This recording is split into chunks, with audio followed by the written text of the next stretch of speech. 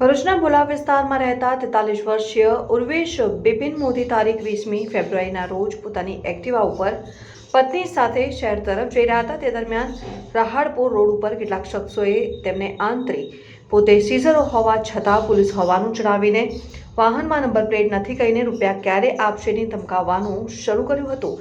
નકલી પોલીસનો રોફ અને દાદાગીરીથી ઉર્વેશ મોદી ગભરાઈ જતા તેમને ચાલુ રસ્તા ઉપર જ હાર્ટ એટેક આવ્યો હતો અને તેઓ ઢળી પડ્યા હતા।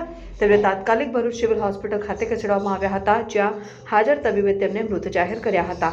આ બનાવ અંગે મૃતકની પત્ની તૃપ્તિ મોદીએ એ ડિવિઝન પોલીસ મથકમાં ચારેય આરોપીઓ સામે ગંભીર આક્ષેપો સાથે ફરિયાદ નોંધાવી હતી કે તેમના પતિને ધમકી આપવાના કારણે તેમનું મોત થયું છે।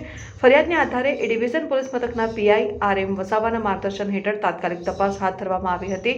સર્વેલન્સ ટીમે સચોટ કામગીરી કરી યોગેશ સંતોષભાઈ બેલેરાવ, સંજુ રામ ધ્યાનભાઈ વસાવા, પ્રિતેશ ભરતભાઈ રાણા અને ભાવેશ વસાવાને ઝડપી પાડીને કાયદેસરની કાર્યવાહી હાથ ધરી છે। ચોંકાવનારી બાબત એ છે કે જે આરોપીઓ અન્ય વાહન ચાલકોને નંબર પ્લેટ મુદ્દે ધમકાવતા હતા તેમની જ ગાડીઓમાં નંબર પ્લેટ ન હોવાનું તપાસ દરમિયાન સામે આવ્યું છે।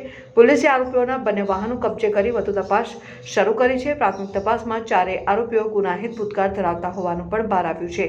પોલીસ દ્વારા સમગ્ર મામલે વધુ પૂછપરછ અને તપાસ ચાલુ છે। વિડીયો જર્નાલિસ્ટ વિરેન્દ્ર પાટીલ સાથે સત્યા ટીવી ન્યૂઝ ભરૂચ।